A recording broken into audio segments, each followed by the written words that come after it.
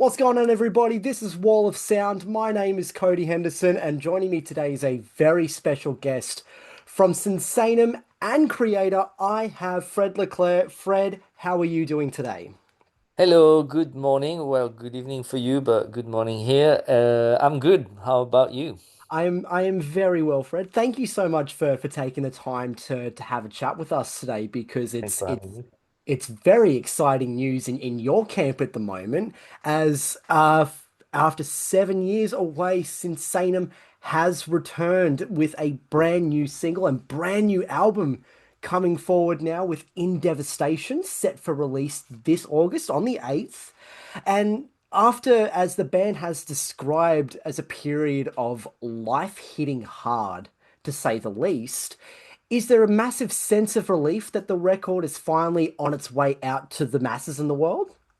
I guess it is. To be fair, on a personal level, starting to do promotion for the new album is just like I have to talk about the loss of my father and the loss of Joey and the loss of our. So it's quite heavy in that sense, but also it's great that we are finally back. Yes, there's always like glass half full and half empty. So I guess talking about those sad elements makes it like difficult, but I'm very happy that we're back, and I'm very happy that so far the feedback is great. So that's a great feeling.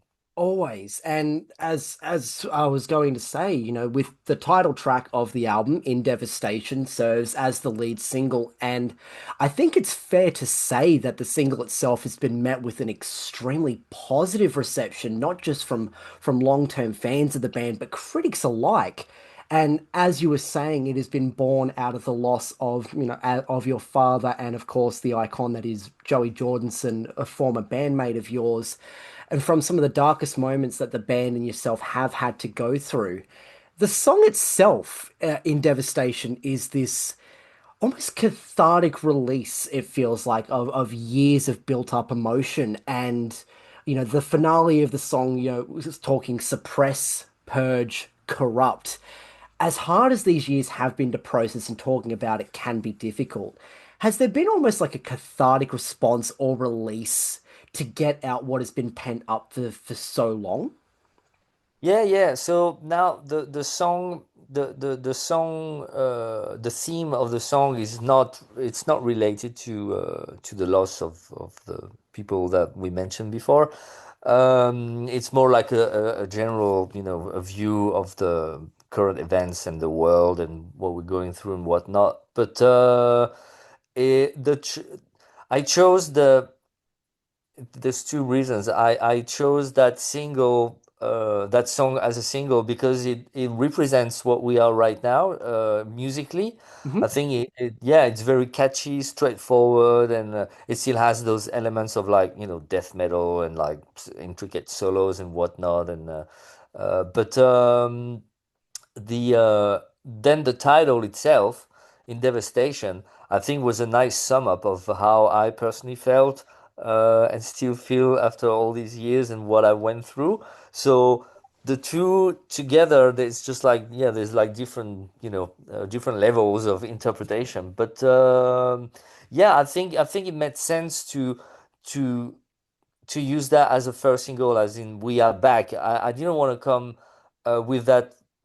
We have a song on the album called Last Goodbye, which is very emotional, Hmm. which would like definitely 100% describe how I've been feeling. And though that song is definitely dealing with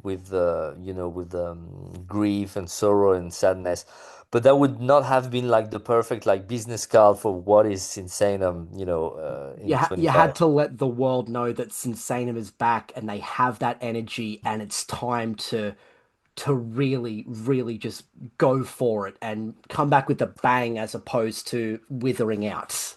Exactly, because the thing is the album being dedicated to the one we lost, we have to mention it. We have to. I want people to know that this album is dedicated to them, but also it might give the wrong idea, and it has been given the wrong idea to certain people because they think the whole album is like shrouded in like grief and sadness, and even though That's how I've been feeling, and obviously, whatever you feel comes through your music. Like you said, you need to come with a bang, and the whole album, minus one song who's like really dealing with this, the whole album is actually quite a bang. It's like it's quite Yeah, it intense and it melodic and whatnot. yeah, you couldn't you it plays a part, but it doesn't play the whole piece of the record. And it Yeah. there's I mean, especially with emotion, there's always a lot more that comes to it than just the sadness of it. You know, there's the interpretation of emotion, and even through the title track, you definitely hear these new elements that are coming in, and but it's still hits, it leads you in, and then it's like, oh, here's the death metal aspect that we've been looking for, which is it's to say the song is, just another death metal song would be a lie. It definitely captivates on the listen. I'm a big fan of it and haven't really been able to turn it off since listening. And the return of Sinsaenum is what I believe you described as a decision made not of pressure to come back, but of need. And of this need, you've brought in a new family member, a current family member to the band. You've brought in Andre Joyzy to carry on what is an irreplaceable legacy, Yeah. but still family at the end of the day. But when it came time for you, because of the origins of the band, going back to yourself to say, no, Sinsanum needs to come back because we want to continue this journey. When it came to getting Joyce into the jam and getting these songs written up, how did those first few sessions feel, like those creative sparks, bringing someone like, I want to say new but not really new, into the fold and going, here's what we're going to curate as Sinsanum. What was that like? So yeah, like you said, he wasn't new to us at all because obviously, like you said, Jory's not repressible, irrepressible, and to try and we could have gone for like a very well-known drummer who would like like impress people with their It fits skill. into that big super group feel, but Exactly, exactly. But that's something we never really liked it to begin with, like that supergroup image, because we were just like a group of friends that happened to be musicians and happened to be in other bands as well, but that we never really just and I guess that's what must be the case with like we never form like supergroup, just like okay, who's like really famous that I know, and then well, or at least not for us. That's not been the case, and. I think it's just the perception, seeing all these musicians from different groups coming together. I think a lot of Yeah. people just jump on it and go, "Oh, it's a super group," Yeah, as a general term. But in reality, I think a lot of people forget that musicians in other bands are friends and people at the end of the day. exactly. Yeah, and we just happen to bump into other musicians more than, other people. So that's exactly that. And so yeah, instead of going down that road of like, okay, let's try to bring like a new exciting element, blah blah. Not to say that Joyce is not, an exciting element, He's but fit in quite well, to say the least. yeah, exactly. But so for us, it made way more sense to have him because he was the drum tech of Joey on the world tour we did with Sinsaenum. So he was already part of the family. He's been on the road with us, and he was close to Joey as well. He was the last one to work with him, and to us it made perfect sense, someone from inside to, it just so. And on the technical side he's very capable, because obviously, like seeing Joey play every night, but also like building the kit and, dealing with this, and he was also jamming with us on stage when we were playing the song Final Resolve Mhm. every night. So it just made perfect sense. And so once we started, because first when we heard that Joey passed away, there was no, like I didn't think like, oh, what about Sinsanum? It's just like you lose a friend, and it's mourning process and whatnot. But then once we started talking about it with the other guys, because we told each other how you feeling, changing memories and whatnot, and then um, we just said, yeah, the album's going to be dedicated to him, of course. Let's carry on. And he came up with a name, even though the band is my baby, I'm the one driving the thing, but the name comes from Joey because I couldn't find a good name. I was just like, oh, let's call that Dead Souls or something. And he was like, no, no, no, we need to come with a cool name. We had like a he came up with a name that we kept for like a few weeks until I found that there was another name called that, Vulture Cult. That was the first name we had, which I thought was really cool. Then there must be a list. I was saying that in another interview the other day. I must have a list somewhere of all the names he found. There was one called Mummy Bag. That wasn't good. Uh, And then one day he called me and he was just like, I have it. I have the name. And I was like, oh, okay, what is it? It was like Sinsaenum. I was like, oh, that sounds cool. What does that stand for? It's like a mix of sin and insane and because it's like Latin, it's kind of cool. I'm like, all right, okay, let's go for that.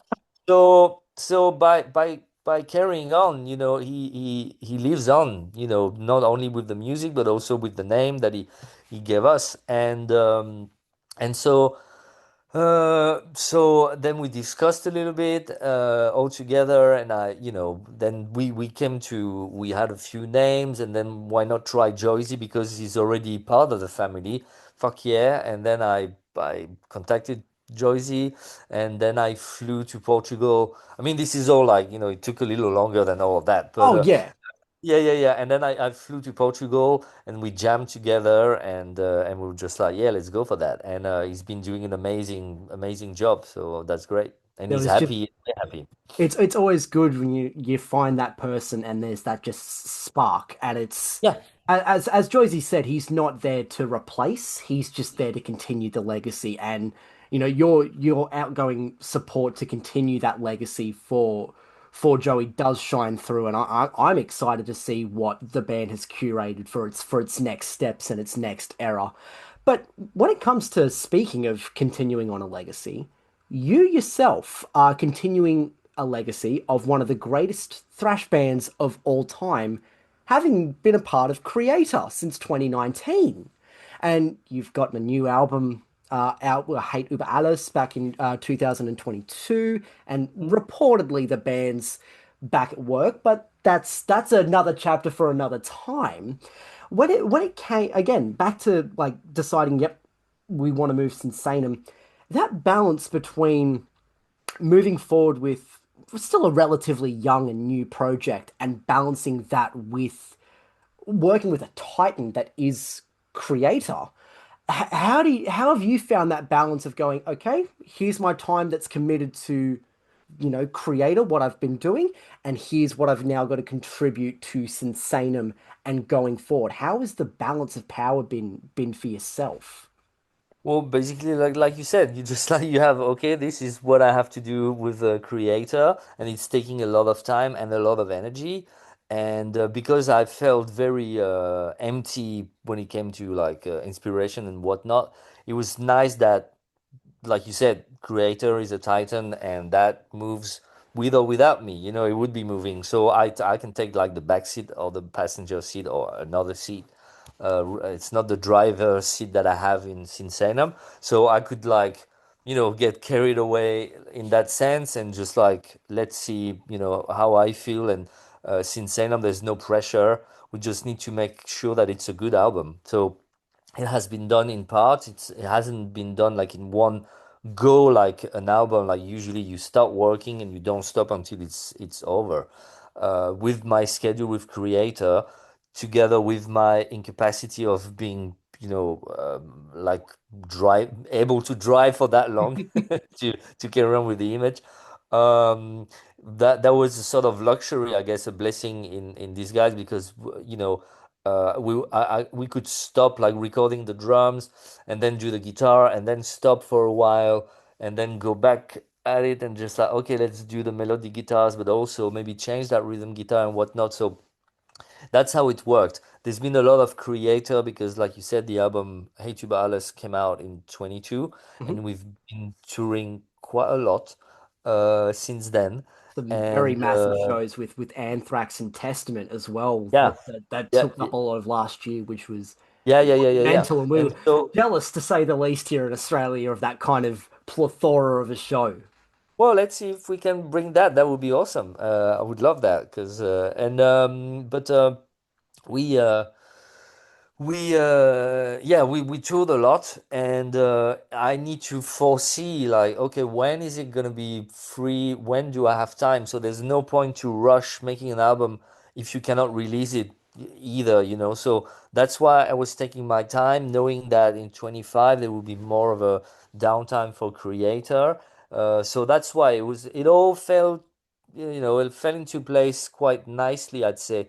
And not to forget that I have another band in France called Loud Blast, which is like death metal.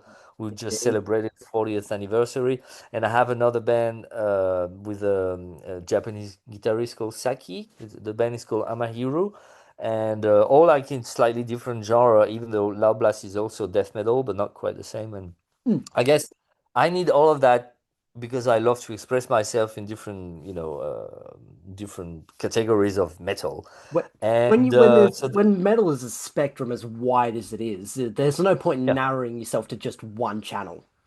Well, that's the way I see it. But then again, I'm not criticizing people that have been like in one band in, well, say, for example, Kreator. Like everybody's like pretty much, apart from Sammy, who was with Waltari before, but like, you know, dedicated to one style and whatnot, and they do it amazingly.